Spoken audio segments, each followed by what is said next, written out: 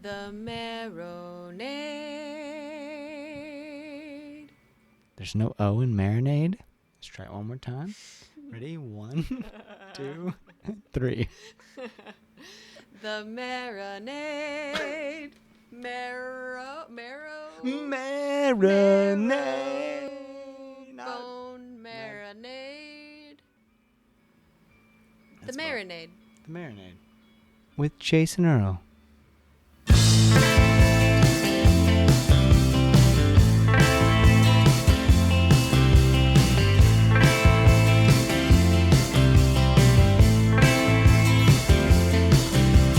Wake up in your heart, listening to the night. Wake up in your last dream, praying for a sign you can hold on. Something you can hold on to. 3 in the morning and we're already gone. Welcome to the Marinade with Jason Earle, episode 13 with Thorp Jenson. Such an incredible conversation. I'm so grateful for Thorp's time. We also have a really special, I think, exclusive opportunity for y'all at the end of the show during What I'm Getting Down On. Make sure you stick around for the end because I have some exclusive, not out yet, new music from one of our favorite songwriters, Kasey Anderson, and I'm going to talk about that and how that came to be at the end of the show. But first things first, we got Thorp Jenson on the show. My introduction to the music of Thorp came because he was on the bill with Matthew Logan Vasquez. And if you listen to episode 12 with Matt, I recorded this episode right after I recorded with Matt.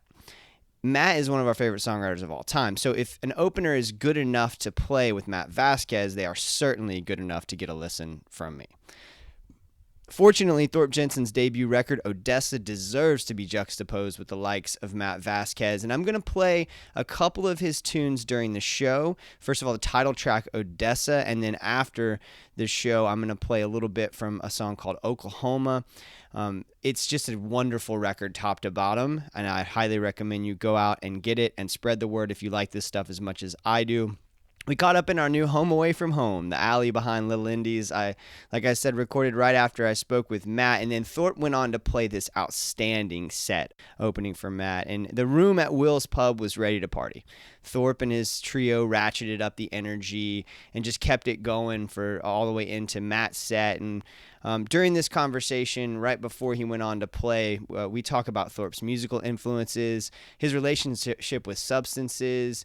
We really touch a lot of different things, and it was just a good vibe at Little Indies that day, and things went really, really well, and I'm so grateful for the opportunity to speak with Thorp. I wanted to tell you just a quick kind of story about his creative process to kind of give you a window into how he works and he thinks. And during the show, he talks a little bit about the idea of just hearing words and names of places and that kind of thing and how it might inspire him. So there's a moment where he talks about the name Odessa and how it came to be, and he was just listening to, or he's rather watching, No Country for Old Men, the excellent Coen Brothers film. And he did a similar thing later where I told him where I was from, and I'm from Ocala, Florida, and I told him that, and you could see his brain kind of shift. And that doesn't come through in the show because it was after we'd recorded and we were just in the parking lot just kind of chatting briefly. And you could see his brain kind of go like, Ocala. And he's like, that's an interesting word. It was just a cool window into the way the man's creative process works. Ladies and gentlemen, without further ado, so grateful for this opportunity, Thorp Jenson. Will you help me get through? 'Cause I don't know what I'm gonna do. This, you know what to do. Hey. Check, 1, 2. Check, 1, 2. All right. Thorp Jenson, everybody on the Marinade. Hey, man. Welcome. Thank you so much. Thank you for having me. I like to, you're opening for Matt Vasquez, right?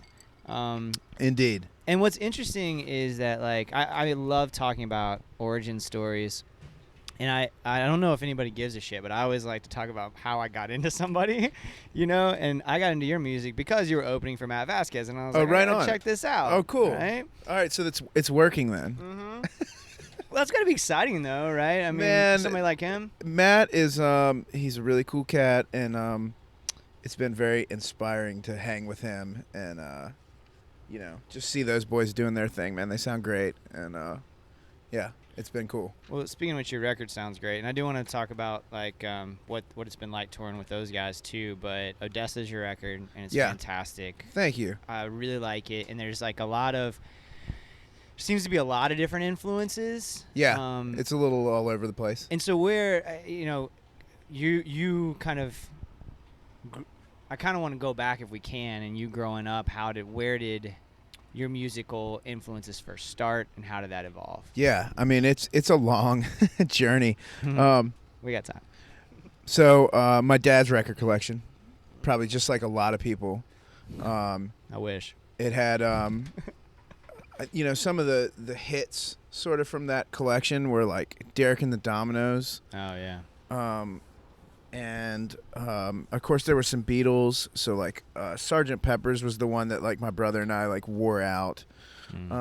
There's also like Working Man's Dead, the Grateful Dead, which I kind of consider like my, you know, we didn't call it Americana, it was just rock and roll, but it was that was kind of like my intro and like sort of where I kind of fell in love with that music, and it kind of shot me down a rabbit hole of, I mean, really digging on anything from like sort of the outlaw country stuff. Tom Petty was a big influence. Like also like right around the like very formative years, like Tom Petty's Wildflowers came out, and so like that was, I think I was in like, you know, 7th grade or something like that, and me and all my buddies had a copy of that, and it was just like that right moment, you know, we would all like hang out and smoke joints and listen to that record, kind of wore it out. Yeah. You know, so it also, I think that like some of the music kind of just like comes from where I grew up. Like I grew up in small town America, and I think it's kind of got a little bit of that like thing going on. My dad's a truck driver, or was a truck driver for 30 years, and you know, he would listen to a lot of music, you know, and he liked a lot of country and a lot of I mean, he wasn't like he wasn't listening to like a ton of country, but he was honestly listening to some of the what was out at the time. I think like he grew up more, you know, with the Grateful Dead and stuff like that. He grew up in Staten Island, New York, and but just I think he embraced the culture of what he was doing, and like all those cats were listening to anything from bluegrass to you know, country music and stuff like that. So some of that came from there. I mean, some of it came much later on too, from just, you know, hanging with people in town and that kind of thing. I think I got just as much influence from the musicians in Richmond than I did from anything else. Wow. So it's really a smorgasbord. There's also a lot of soul music that I listen to. My dad always loved Marvin Gaye. I don't know if we had any of his records around the house, but that was something I got into pretty young. Curtis Mayfield was another one. Like, he's one of my favorite songwriters. So, I mean, it really is a smorgasbord of, like, everything. Yeah. You know, I always think about that Duke Ellington quote where he just said, you know, there's just good and bad. And that's, to me, that's what it is. It's like, it doesn't have to be a genre. It doesn't have to be, you know, you don't have to splice it up. It's just, you know, does it hit you? Does it have soul? And I always think that, like, when I listen to, like, Waylon and I listen to Willie and these guys, like, I feel like that's still soul music. Yeah. You know, like, a lot of that stuff is still, you know, even though it's not Curtis and it's not Marvin, it's still soul music, you know. Yeah. So yeah, I think that's probably a little bit. Well, and that's all that comes through. I mean, soul was definitely soul, and then that Tom Petty influence is very clear. I mean, and that's cool because it's clear, but it's still your thing. Right. And that's of course what you're trying to. That's always the goal, you know. You're always trying to be yourself. Yeah. In the end. Yeah. And it all of that certainly comes out, but then it becomes your thing. Yeah. You know, and what does that process look like for you in terms of writing? Are you a sit down and do the work kind of guy? Does it come whenever? It's a come whenever, but it's also a sit down and do the work. I mean, it's a little bit of both. sometimes when you're under the gun and you really want to finish something, you just force yourself to finish something, you know, or that's how I do it. I mean, I'm not one of those people that just writes all the time. It's a little bit of having to force myself to do it. Yeah. Which I don't mind really doing. I mean, I do enjoy it, and I feel it's very, I don't know, it feels good to finish something. So even when it's like not like, I mean, I've written plenty of songs that like weren't ever going to get recorded, but it's just like, man, I finished that. Yeah. That's cool. Yeah. Well, and so many people can't finish anything. Right. You know what I mean? Yeah, so many people struggle to finish the basic epidemic. task. Yeah. We've all got, you know, the cell phones and shit, man. We've all got ADD now, you know. Yeah. Well, it drives my girlfriend crazy because I don't mind doing half the dishes.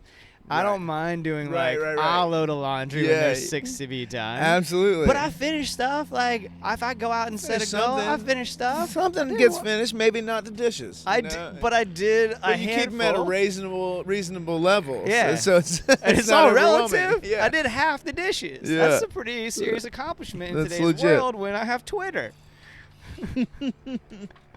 Very legit. Very legit. So you mentioned that sometimes. And I think this is true for all creatives. I don't know that for sure, but the idea that you'll create and you'll create a song perhaps that isn't going to be recorded. Yeah. Do you know it right away? You know it's not the one? I think yes and no. Sometimes you have to record it to like give it some weight. I mean, you know, like, and sometimes you have to like play with things like that. You know, there's a song on my record called "The Hard Road," and I wasn't really that into that song, but we went ahead and recorded it. And I was like, well, let's bring in my buddies. I had played in a band for years where there was a horn section, so I brought in the horn section from that band, and I was, you know, they kind of like brought it to life, and it was like, okay, actually, yeah, this is worth being here now, you know. And so sometimes you have to just like. You have to play with it a little bit. Like maybe it's not as good cut and dry, you know. Yeah. And other times you know right away, like this is definitely going to be. I think it's quicker to know definitely if it's gonna be, for me. But like sometimes, you know, I have something and it's like I'm on the fence about it, and it may or may not make it, you know. Yeah. Because I think I recorded around 5, you know, 4 or 5 other tunes for this record that didn't make it. You know, that was just like, you know, they're not doing it for me. How did you come to that decision? I think it was a vibe thing. You know, it wasn't necessarily like these songs suck. They didn't fit for me and what I was trying to do and what I was trying to say. Yeah. In this record with this record. So when that collection of songs came together, were they? What does that process, that album cobbling process look like, or is it you set out with an idea of this is what I want to accomplish, I'm going to write songs for this goal? Yeah, I mean, I think that in the end I just wanted to write something that I would want to listen to. You know, if I wasn't me, I don't really like listening to myself, but if I wasn't me, I don't go down the road listening to Odessa. That's just so interesting, man. Isn't that fucking interesting? There's people out there all over the world listening to Odessa, and you wrote the record and you don't listen to it. And I get it. I totally do. I don't go back and listen to my podcast episodes. Well, you know? I mean, every now and again, I put it, honestly, what I put it on for is like, I want to see if it holds up like sonically to other stuff that's coming out. And so sometimes I'll put a tune or two in a playlist. Like I really like the Nathaniel Ratecliffe stuff that came out recently. Yeah. I like that record a lot. So I made a little playlist where it was bouncing back and forth with my songs. I kind of just wanted to see if it like held up, you know, like sound-wise. Even just like, is it mixed, you know, good enough to be in a playlist with somebody, you know, like that's a pro. And I thought it did pretty good. So. That's great. That's a fun realization. Yeah. I was happy with it, you know. He just played like a tiny little room about the size of this one. No kidding. In Jacksonville. Oh wow. Yeah, I don't know I don't know why. Wow, because he's like selling out big venues. Yep. I don't know what the story was. I don't know. A buddy of ours from Richmond is playing. Well, I don't know. I don't think Scott's from Richmond, but a buddy of ours is on the road with him playing trumpet. He did live in Richmond for a while. He's great dude, incredible trumpet player. Yeah. That's great. That's good to hear. Well, who else are you mentioned Nathaniel Rateliff. Who else are you consuming now? Maybe not even people that you compare yourself to or want to sound like, but Yeah, I don't think I'm necessarily thinking about any of that per se. But I mean, it's funny, man. I never really got into Bruce Springsteen, but people started comparing me to him. Not that I'm anything. I mean, he's incredible. But I really went down a rabbit hole with his music, and I've been loving it, man. I love it. I find it's funny. I'm so late to the game with him, and I had Nebraska for quite a few years, and I do like that record. And I think that record was somewhat of an influence, not necessarily like anything vibe-wise, but just from the aspect of he's such a great storyteller, kind of telling a story through someone else's lens, or pushing it through his own lens, somebody else's story through his own lens, or however you want to look at that. He's very masterful with that, and so I did think about that. So I've been a little bit down the rabbit hole with him. As far as like new stuff, man, I really I love Sturgill. I think he's great, man. Man, we've been really digging on Matt's record. So good. The new one, or the really Texas Murder Ballads? I really like it, man. Great. I really like it a lot, man. It's been fun to like hear him do it live. He's killer, man. Yeah, I can't wait to hear. I've never the seen Delta him play. Spirit stuff is really good too, man. Yeah. And The Middle Brother. yeah. songs are wonderful. Man, there's a guy named I like His Golden Messenger. Yeah. I think they're pretty good, man. And there's a guy named Phil Cook that plays with them, who I just think he's incredible, man. He's plays the shit out of the piano and the guitar. He's a great slide guitar player, and he's kind of he just like seems to come at everything he does from the right place, from the right angle, and I find that very inspiring. Yeah. Like to just like not be afraid to like sort of joyously wear your heart on your sleeve. And, and that's the way he comes at things, and I think that's cool, man. That's really cool. Yeah. What else outside of music are you consuming? Or let me ask you this question, actually. Let me back up. Do you remember what you were consuming as Odessa was coming together? Man, it's funny. Something that really inspired me, and it's what inspired the name of the record, is No Country for Old Men. Ah, the book or the movie? The movie. I'd never seen it, man, and I was kind of in the middle of making the record, and my little lady talked me into taking a break and going down to the beach. And, in Richmond, we have a beach about 2.5 hours away. And so I went down, and that night we watched that movie, and I ended up watching it several times. I was just kind of blown away by it. It's a great flick. So And Coen Brothers are always fantastic, but the cinematography, particularly in that one.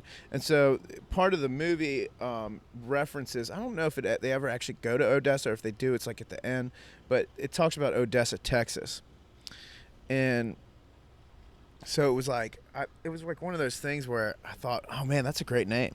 Odessa. Yeah. And so that's what kind of got me to write that song. And it wasn't like I wasn't trying to write about the movie or anything. It was a little bit of inspiration. Oh, that's really interesting. And sometimes you just gather inspiration from, for me, like I'm very, I don't have a lot of patience for things that aren't well crafted and art. So I don't watch a lot of movies. I don't watch a lot of TV. I will watch it if it's good though. Yeah. And unfortunately, I drive my little lady crazy because she'll kind of watch whatever, and sometimes I'll give something 15 minutes. And I'm like, this is terrible. I'm done. I'm the same way, but the thing is, I'll get so lost in a film, and when I'm watching a film, I can't do other things. Right. Like yeah, I'm not doing anything. I can't do that. I can't have crying, music on. My stomach hurts. I know people that read and have music on. I can't do that. If I read a book, it's And so I think books. I would like to say that I read all the time. I'm always trying to read something, but I don't read as much as I used to, or I wish I did.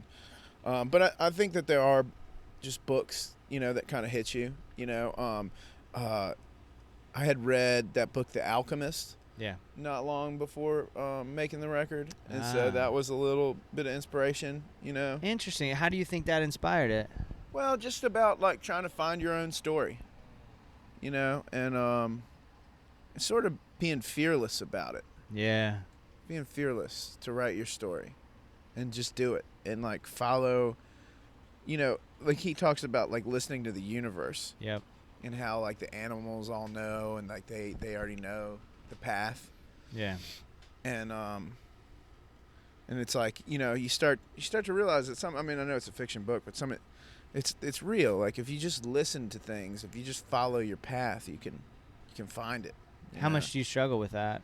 I mean, I think everybody Sure. or you know, I just like I'm probably equal to majority of people where I'm off and on. Yeah. You know, but I think I always know when I'm not. And how do you know that? It's just something in your gut, man. Oh, interesting. There's not a process you go through, a meditation practice or anything like that. No, I wish I could say I did, but no. Yeah. No. Because I've noticed, like, one of the things I've done recently, and I've asked people to hold me accountable to it, that people ask me about it, is I stop checking the internet for the first 2 hours that I'm awake. Oh, that's good. So I go. I need to do that. I put my I'm phone bad. away. I make sure my computer's not near me, because it used to be my practice that I would get up, respond to emails. That's what I do. Yeah. Have coffee. I hit emails and coffee and emails. Coffee and emails. Yeah. So now it's coffee and either a book, or recently I've been doing morning pages. So I'll get up and write a page. Okay. Whatever, Cool. just fight through it, you know? Yeah. And it's a fictional story typically.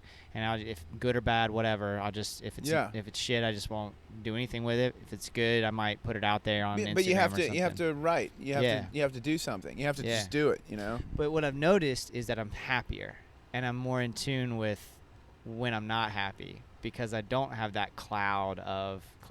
that sort of clutter, you know, of the internet. And also those sort of expectations that if I'm on social media, or and I'm not against social media by any means, but if I wake up and do it, then it clutters my mind for the rest of the day. I dig where you're coming from, man. I think maybe I need to get on your tip there. So I appreciate that. Oh, good. I hope that. Yeah. Next thing you know, you're going to have 4 new records all dedicated to Jason Earle. Right. Can't wait.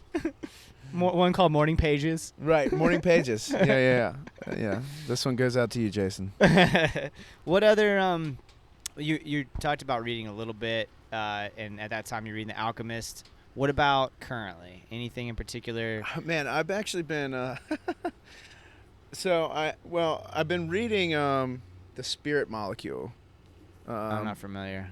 Richard Straussman. It's basically about DMT. Ah. It's about these experiments with DMT that he did, you know, clinically funded stuff like in the 90s. It's very fascinating. Interesting. Yeah. What about how comfortable do you feel talking about your relationship with substances? Is that a thing for you? Yeah, no, it's absolutely it. I don't do anything. Really? Yeah, I don't do anything. But that's not to say I probably spent 24 years of my life, 16 hours a day, stoned on weed. Oh, wow. And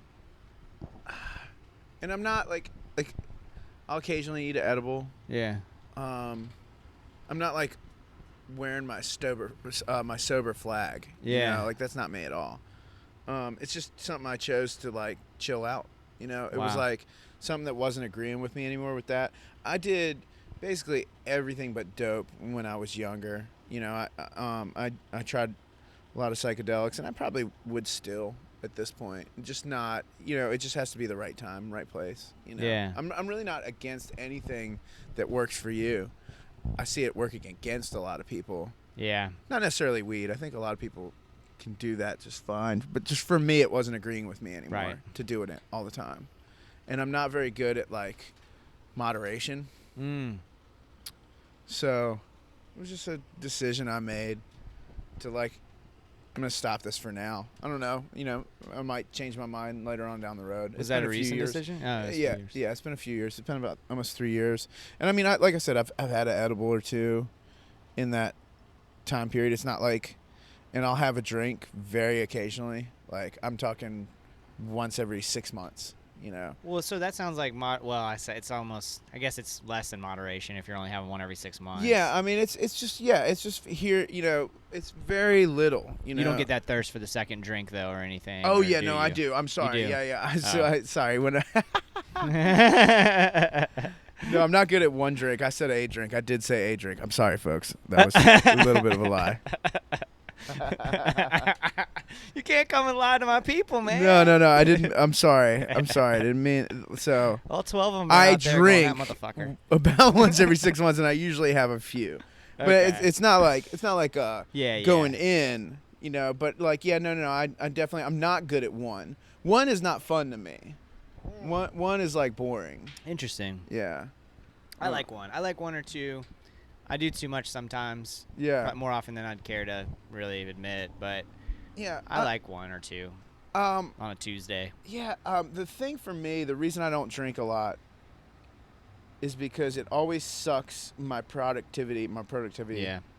Like, that night, it's done. And sometimes the next day, Yeah. it's cooked until, like, it finally sweats it out. And for me, it's because I think it's because I just do it so little. It just, it can, like, I'm not necessarily hungover. It's just, like, I just don't feel productive. Foggy and Yeah, stuff, foggy yeah. the next day. Yeah. Yeah. No, I agree. I totally agree. And for me, the best moments are, and it seems to be true of just about anybody I know who's creates of any sort. Not everybody, because weed seems to affect some people in a positive way. Right. It does not affect me in a positive way. But Right. it seems to get some people there. Yes. But most everything else, for almost everybody else, other than a morning cup of coffee, most every other substance seems to just like suck down the creativity or just totally wipe it out. Yeah, and I mean, I think weed does work for a lot of people, and it did work for me for many years. But at some point, it kind of stopped working, and it got to where it felt like I was actually being less creative. Mm-hmm. So when you stopped 3 or 4 years ago or whenever it was, did you notice a spike in creativity? I did. Well, I had to kind of go through a little like lull. Yeah. It took about 3 months because I mean, I really like lived on this stuff. Yeah. So it took me about 3 months to kind of like learn how to work with my brain again. Yeah. Sure. Sober. Yeah, well, of course. I mean, it's a totally different thing. Yeah. You kind of have to like reroute things a little bit. Yeah. Yeah. Yeah. But it was good for me, man. I mean, it felt good. It still feels good, And like I said, I mean, I live in Richmond, so there's not like edibles around anyway. But like occasionally, like if that comes around, sometimes I'll do them. Sometimes I won't. And that's nice. But I have found that it does affect me much differently now that I don't do it.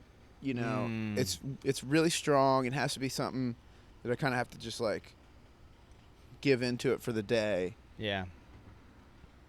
And but that's cool too. I mean, sometimes it's good, I think, a little bit, because it kind of, if you do it like, and you just do an edible, it kind of like makes you go inside yourself a little bit, and like it's very introspective for me now. Yeah. So when I do it, it's like kind of just like get a chance to like go in my own self and like clean out my head a little bit. I'm jealous of that, because when I do it, I go inside myself deeper than I'm already inside myself, and I feel like I'm always inside myself, tinkering around and messing up something. Yeah. So that's why. Well, it does put me in my place a little bit. So it's a little bit, it's but I think it's good to sort of look at yourself from that lens. I don't think you need weed for it though. No, I really don't. I think. I don't think anybody does. Mm-mm. Some people it works. Again, like some people can do it, and that's awesome. I'm happy for them. But no one needs it. No. We So- need something. Yeah. But it's very rarely a substance. It's usually Right. something fulfilling, like a relationship or yoga. Yeah, meditation. Meditation. I haven't figured that one out yet. I haven't cracked the code. But I think that's the thing that I think there's where we all go wrong, is that we try to figure it out, and that's not a thing. Yeah. That's kind of that is antithetical to the purpose of meditation, right? Is like it's a journey. The whole thing's a process, I mean, just like the songwriting thing. You Yeah. write the song, 5 of them don't end up on Odessa, Right. but still, that was a valuable experience. I try to meditate even like when I'm driving. Yeah. Like, but you know, when I say I'm not very good at it, I feel like I haven't like gotten there, you know. Sure. But I don't worry about it either. Like Good. it's okay. Yeah. It's all okay. Yeah. I've been doing the morning right when I wake up. So not necessarily going to a space to do it, but just like rolling over in the fetal position Wow. and bringing my awareness to my breath. Is your before I lady get to like, start are you that okay? day. No, she's always passed out. She's always, shit, man. She goes to sleep at like 4 in the morning. I get up at like 5. Okay. So, you know, no, she's in there, man. She's all right. Guys are on opposite schedules. Yeah, it's tough. I kind of like that, actually. I like being on opposite schedules. There's something to be said for it because you don't get tired of each other because you don't get to see each other as You much need as that you little like. me space, even when you Yeah. live together. You know. Yeah. Well, especially in our little 1 bedroom. I'm in the same situation. Really? I'm in like a studio, but the bedroom kind of goes around a wall. It's still a studio, so there's no doors. Yeah. Well, oh my gosh, you get to know somebody that way. Yeah.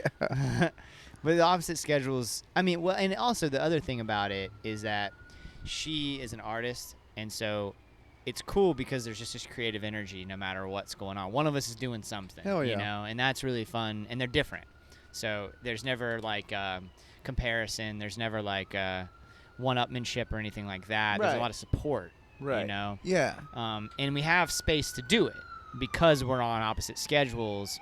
It's not like we feel like we have to go do something else together all the time. When we have time to do it, we go to dinner, you know, and we go have a drink, whatever it is. But a lot of nights I'm alone or she's alone, you know, and so we're in the same room, but I'm asleep, you know, so she Yeah. has that headspace, which is kind of nice. Because I think you need that, you know. I don't know if you need the headspace, like I when you- definitely do. No, I definitely do. Absolutely. So, I'm just chewing ice into the microphone, which is like, got to be podcast rule number 1. So tonight, you're opening. Are you gonna play?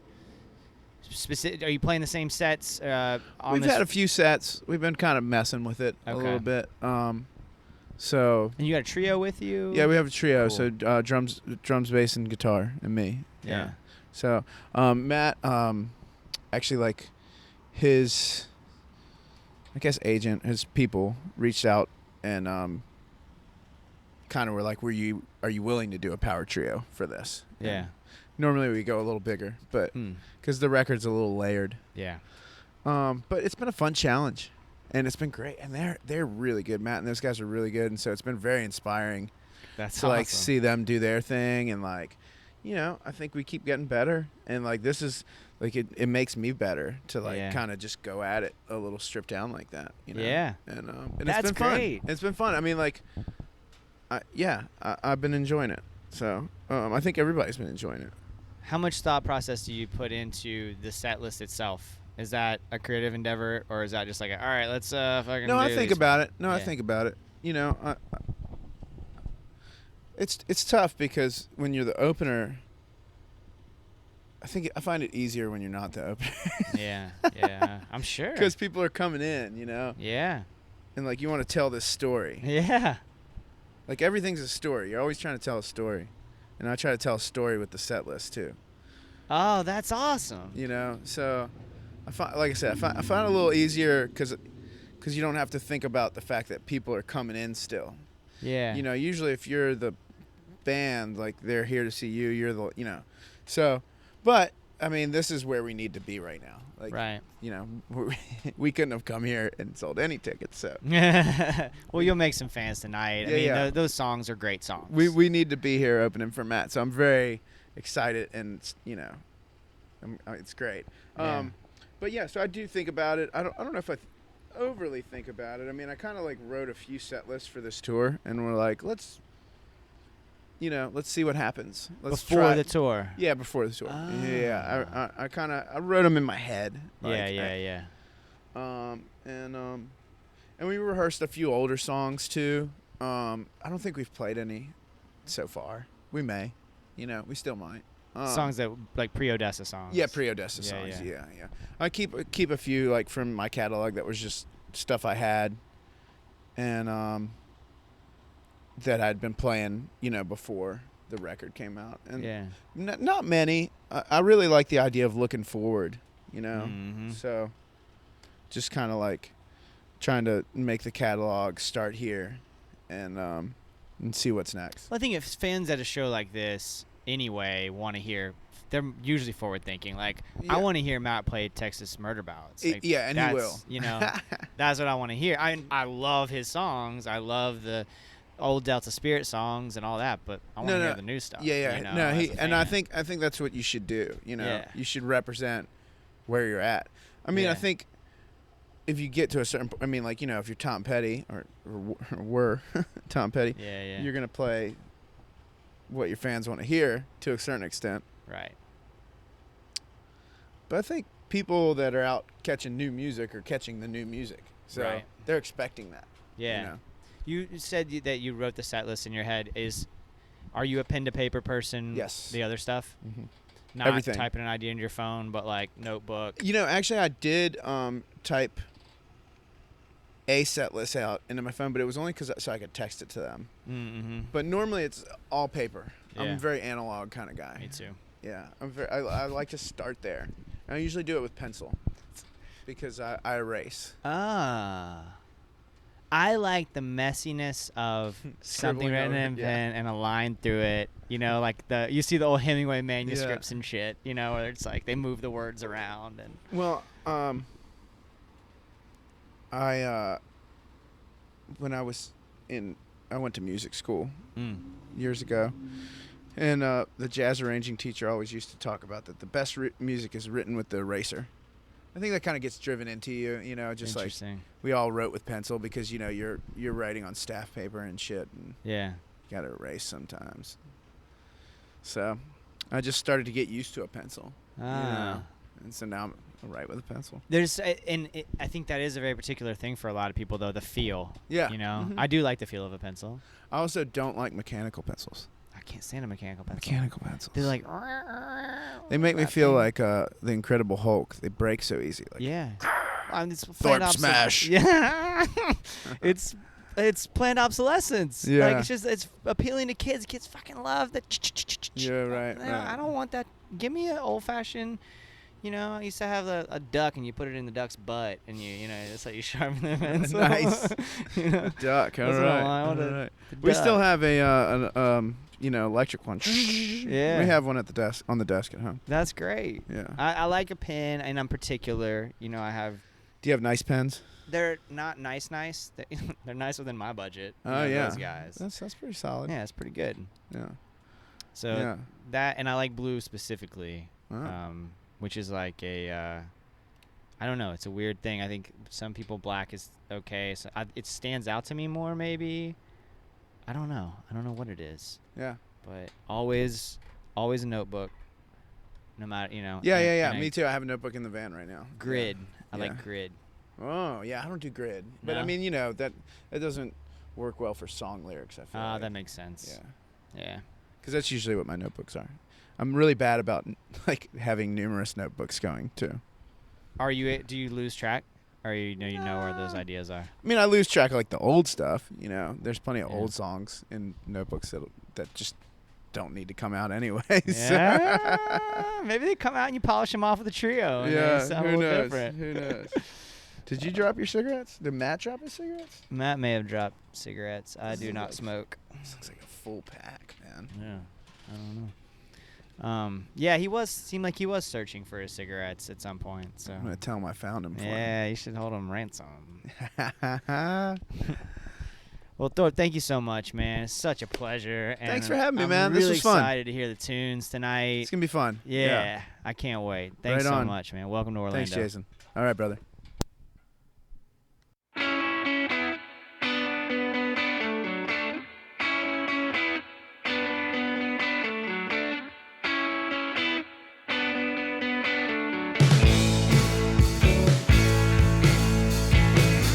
I was born, raised in Oklahoma, had a father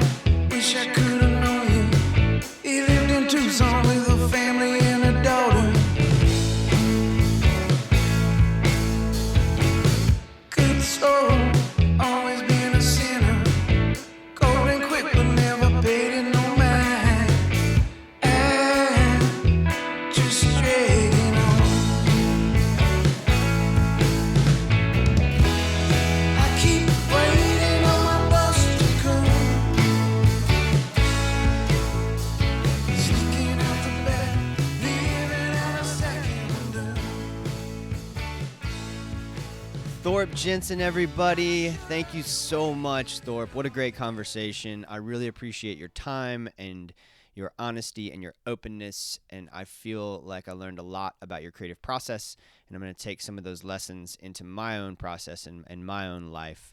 Check us out on Instagram at Marinade_podcast. You can see some of my short stories there. Also, we try to keep you updated on what's going on with the show. Twitter at Marinade Podcast. I've been getting a lot of really cool feedback on Twitter. A lot of folks interacting in that way, and I greatly appreciate it. Also, don't hesitate to email us, marinadepodcast@gmail.com. We're on Facebook, facebook.com/marinadepodcast. Give us a like over on iTunes. It helps us out a lot, and it just takes a second for you to do that. So if you could, we'd greatly appreciate it. And again, thank you so much for listening. I'm so grateful for every single one of you that listens to this show every month and gives us an opportunity to do what we're doing. What I'm getting down on. This is a very special segment for me, and I'm going to try to do it justice. I'm going to start with some other things that I'm listening to and reading and consuming, and then I'm going to get into this amazing opportunity that came our way. I just finished Ralph Ellison's Invisible Man. Really, really heavy book about race and class. I really haven't fully processed it. Usually I'll pick up another book as soon as I finish one. But with this one, I'm waiting for Micah Schnabel's book, Hello, My Name is Henry, to arrive in the mail. And I'm just kind of taking a break, just reading articles online and in the Atlantic and so forth, and trying to write a little bit as I think about the book Invisible Man. I'll probably have to go back and reread it in a few years to truly make sense, especially of the end. It's just this really beautifully written book, but it's very dense. There's a lot in there. So Invisible Man just finished. The new American Aquarium record, Things Change, is outstanding. Just in perfectly honest, just being as open as I can about this, y'all know I'm a huge American Aquarium fan. BJ Barham was our very first guest of all time. I love him. I love his solo stuff. I was nervous about this record for them. A whole new lineup. It's one of those things where you don't know what's going to happen, but BJ has written an incredible record. The band sounds great. The production's on point. It's just great songs, really wonderful songs. Also, wearing out the Sarah Shook and the Disarmers record, Years. I actually heard it at one of my favorite bars in town, and it kind of caught me off guard. I guess I shouldn't be surprised. It's a place that I like to hang out, so they're probably going to play music that I like. But still, that record is amazing, and they're doing great things. I know they're on tour now, I think in Europe still, hoping that they can come down here to Florida so I can get her on the show. And then now the one thing that I can't get enough of, and that is the new record from Kasey Anderson. His band is called Hawks and Doves. This is a really special thing for me. Kasey's that songwriter who shows up on your Pandora station or Spotify playlist and you jot down his name, but nothing comes from it because life gets in the way, and that cycle repeats itself a couple of times before you finally dive deep. Well, years ago, I finally dove deep after writing his name down in my notebook what must have been 5 or 6 times, and I fell completely in love with his music. Well, it turns out Kasey Anderson is a fan of the Marinade, which completely blows my mind and is such an honor. And so we connected on social media, which led to an email conversation about his new project, Hawks and Doves. The album is called From a White Hotel. It's out on July 27th. I've listened to it at least 6 times now, and I'm finding something new every single time, both musically and then also lyrically. The lyrics are really beautiful, really heavy. The characters are fascinating. You can pre-order a digital copy on iTunes, Amazon, wherever it is that you consume digital music, or you can pre-order a CD or LP at KaseyAndersonMusic.com. If and when Kasey gets anywhere near Orlando, I got to get him on the show. He's such an interesting guy. It was such a fascinating conversation we had yesterday via email, and I appreciate his time and also just him reaching out. This tune that I'm going to play for you is called Every Once in a While. Kasey has graciously allowed for us to play it here exclusively on the Marinade. I'm pinching myself. I can't believe this is how things have kind of come about. I'm just thrilled to have an opportunity to listen to this record and to spread the word, you got to check it out. Go consume whatever Kasey's got out there. He's got several records that you can find anywhere you consume music, but also look out for Hawks and Doves. Pre-order it. Trust me, it's amazing. Ladies and gentlemen, thank you again for listening. An exclusive here on the Marinade, what I'm getting down on, Hawks and Doves, every once in a while.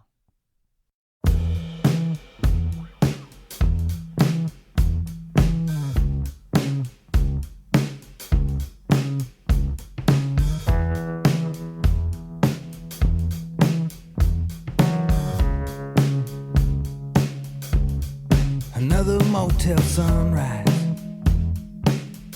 burn the color from my eyes. And you could say that I've been sleeping, but those cigarettes don't lie. Now the radio is screaming, somebody broke the dial. The voice is coming through, lonesome and blue, every once in a while. Had a cabaret in Austin, I met a girl who couldn't speak. Said I'd love her for a season, I must have been a week. But I stopped keeping track of all those painted smiles. They all start to look the same, but I still play that game every once in a while. Every once in a while, you put your heart back on your sleeve. Love goes in and out of style. Every once in a while,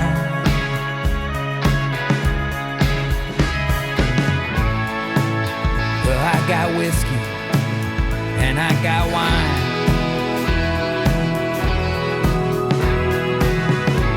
I got a plate that I ain't touched, but I got all night.